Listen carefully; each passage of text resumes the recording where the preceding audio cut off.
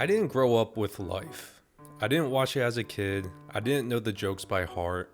I actually saw it for the first time just a few months ago, and it's been stuck in my head ever since. Because what I thought would just be another comedy, Eddie Murphy, Martin Lawrence, old age makeup, prison jokes, turned out to be one of the most saddest, most honest, and strangely comforting movies I've seen in a long time. It's not just about prison. It's what happens when time gets stolen from you. When the system takes your whole life, and you're still expected to smile through it. Life isn't just funny. It's tragic. It's ironic. It's real. And it's been on my mind ever since I hit play. Two strangers, Claude and Ray, get stuck together over a bootlegging job. They stop at the wrong place, at the wrong time, and the wrong white man, a deputy with a scar, kills a guy named Watson. Instead of facing his crime, the deputy pins it on the two black men in the room. No investigation, no evidence, just a lie, a courtroom, and life sentences handed out like candy. The system doesn't blink, because it was never built for them in the first place. And the film doesn't dramatize it. That's the part that hurts. There's no big reveal, no righteous speech, just silence, and decades stolen. Once they're locked up, the story should get smaller, but it gets richer. Because life isn't about one big escape.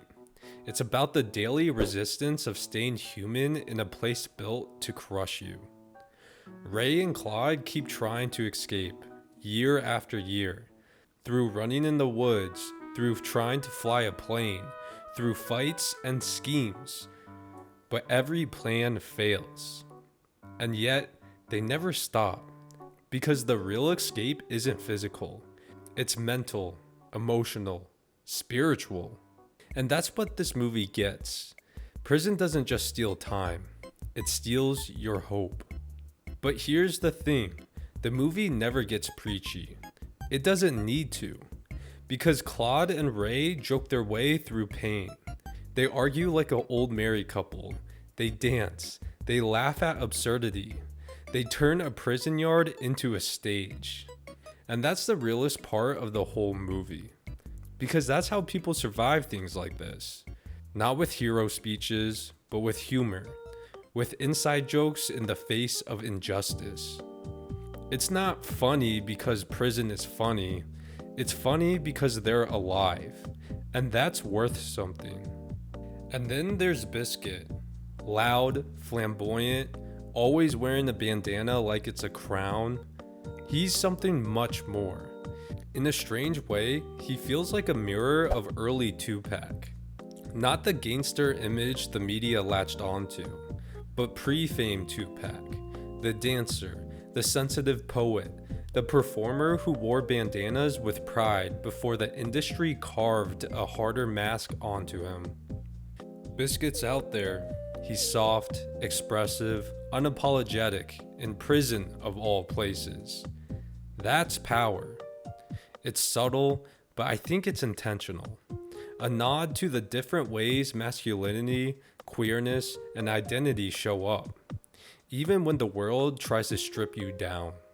By the time Ray and Claude actually pull it off, faking their deaths, sneaking out, they're old. Free, but after a lifetime loss. And yet, in that final scene, two men watching a game, smiling like kids, there's still peace. Because even after everything, they never stopped living. And that's what the movie's really about.